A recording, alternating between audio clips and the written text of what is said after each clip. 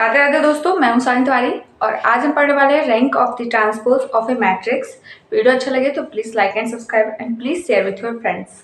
हाँ, तो rank of the transpose के लिए एक थ्योरम है given. The rank of the transpose of a matrix is the same as that of the original matrix.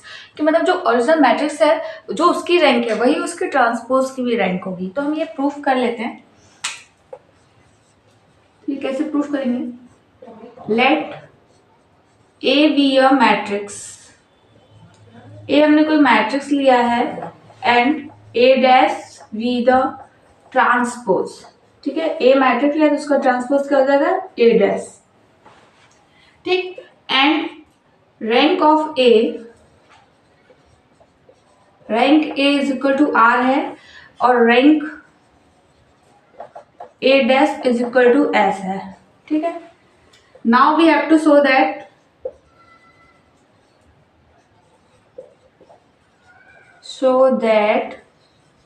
R is equal to S।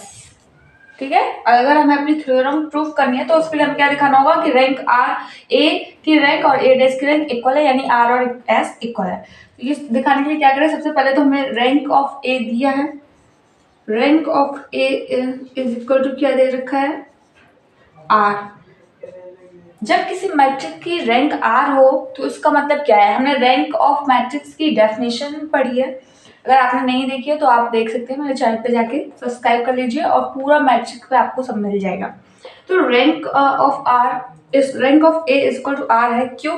इसका मतलब है कि there exist at least one R rowed square matrix. ठीक है, square सब matrix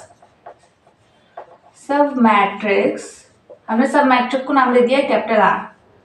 सब matrix of a such that mod of R not equal to 0। यही तो रैंक की डेफिनेशन थी कि मतलब जो भी रैंक है कम से कम उसका एक स्क्वायर सब मैट्रिक हमें मिले जिसका मॉड नॉट इक्वल टू 0 हो।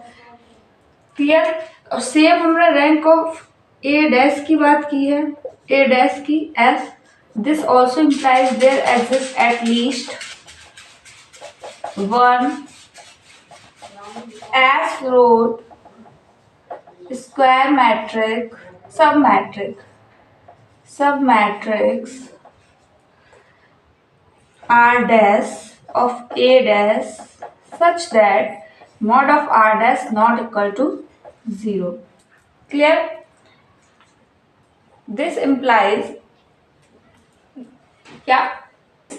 रैंक ऑफ A dash या तो इक्वल होगा R के या फिर उससे बड़ा होगा।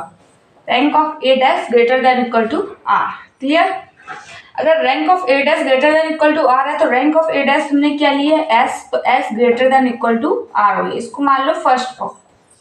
क्लियर? फर्स्ट इक्वेशन मान ली S greater than equal to R। अगर हमें S equal to R proof करना है तो अब हमें एक और इक्वेशन लानी होगी R greater than equal to S। Equation हमें मिल गई S greater than equal to R। Second हमें बनानी है R greater than equal to S। उसके लिए क्या करें? We know that A dash का अगर हम एक और अगेन उसका ट्रांसपोज निकालें वो इक्वल टू हो जाता है A के। क्लियर? तो अगर देखो A dash rank of A dash greater than equal to A थी। अब हम A की जगह पे मान लें अगर A डैश का डैश, तो रैंक ऑफ A डैश का डैश ग्रेटर देन इक्वल हो जाएगी A dash rank of A dash के।